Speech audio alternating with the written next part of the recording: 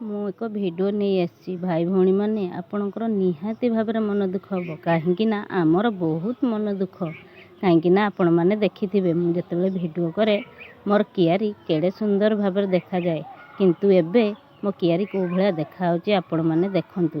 କାହିଁକି ନା 5 ଦିନ କାଳ ଯେଉଁ ବର୍ଷା ଲାଗିକି ରହିଲା ଆମର ବାଇଗଣ କିଆରୀଟା ହିଁ ନଷ୍ଟ କରିଦେଲା। କାହିଁକି ନା ବାଇଗଣ କିଆରୀ ହିଁ ପାଣି ଝଲକା ମାରିକି ଗଛ ପୁରା ସବୁ ଝାଉଁଳି ପଡ଼ିଲା।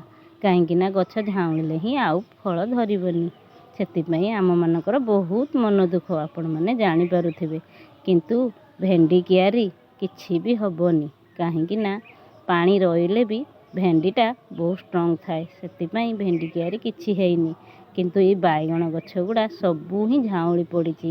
କାହିଁକି ନା ମେଘ ଯେଉଁ ଲାଗିକି ରହିଲା ନା 5 ଦିନ କାଳ ଆମର ବାଇଗଣ ବାଡ଼ିଟାକୁ ପୁରା ନଷ୍ଟ କରିଦେଲା।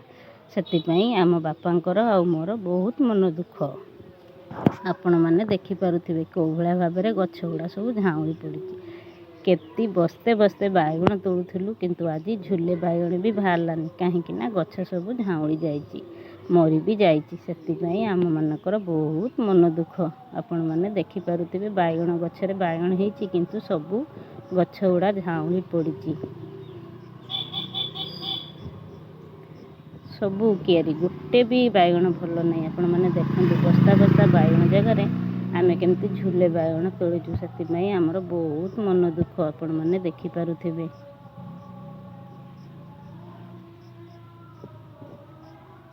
କିନ୍ତୁ ଆମର ଭେଣ୍ଡି ବାଡ଼ିର କିଛି ବି ହେଇନି। କାହିଁକି ନା ଭେଣ୍ଡି ବାଡ଼ି ନାଳ ଥିବାରୁ ପାଣି ଗୁଡ଼ା ସବୁ ବାହାରି ଯାଇଥିଲା। କିନ୍ତୁ ଭେଣ୍ଡିରେ ବି ପାଣି ରହିଲେ 5 ଦିନ କ'ଣ 8 ଦିନ ରହିଲେ ବି କିଛି ହେବନି। କାହିଁକି ନା ଭେଣ୍ଡି ଗଛ ବହୁତ ଷ୍ଟ୍ରଙ୍ଗ ଥାଏ। କିନ୍ତୁ ବାଇଗଣ କିଆରୀ ଦେଖିପାରୁଥିବେ ପୁରା ଝାଉଁଳି ଯାଇଛି।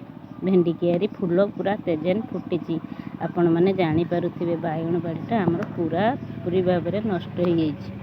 କିନ୍ତୁ ଭେଣ୍ଡି ଆମେ ତୋଳିଲୁ, କିନ୍ତୁ ବାଇଗଣ ତୋଳିବାକୁ ଗଲା ବେଳକୁ ଗୋଟେ ଝୁଲା ବି ବାହାରିଲାନି। ଯେଉଁଠି ଆମେ ବସ୍ତେ ତୋଳୁଥିଲୁ ସେଠି ଆମେ ଗୋଟେ ଝୁଲା ତୋଳିଲୁ। ଆପଣମାନେ କୁହନ୍ତୁ ଆମମାନଙ୍କର କେତେ ବା ମନ ଦୁଃଖ ହେଇଥିବ। ଆପଣମାନଙ୍କୁ ନିହାତି ଭାବରେ ମନ ଦୁଃଖ ହେଇଥିବ। କାହିଁକି ନା ଯେଉଁ ଭାଇ ଭଉଣୀମାନେ ଚାଷ କରୁଥିବେ ସେମାନେ ଜାଣିଥିବେ ଚାଷର ମୂଲ୍ୟଟା କ'ଣ। ଆପଣମାନଙ୍କୁ ଯଦି ଭିଡ଼ିଓଟି ଦୁଃଖ ଲାଗିଥାଏ ଆପଣମାନେ କମେଣ୍ଟରେ ଆସି କହିବେ। ଆପଣମାନେ ଦେଖିପାରୁଥିବେ ବସ୍ତା ବସ୍ତା ବାଇଗଣ ତୋଳିକି ଆମେ ବାଛୁଥିଲୁ, କିନ୍ତୁ ଏବେ ଝୁଲେ ବାଇଗଣ ବି ବାହାରୁନି।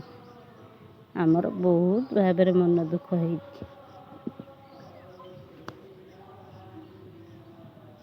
ମେଘ ହେବା ଆଗରୁ ହିଁ ଏ ବାଇଗଣ ଆମେ ତୋଳିଥିଲୁ। କେମିତି ଦେଖନ୍ତୁ 2 ବସ୍ତା ବାଇଗଣ ତୋଳିଥିଲୁ, କିନ୍ତୁ ଝୁଲେ ବାଇଗଣ ବି ତୋଳିବା ବହୁତ ମୁସ୍କିଲ ହେଇଗଲା।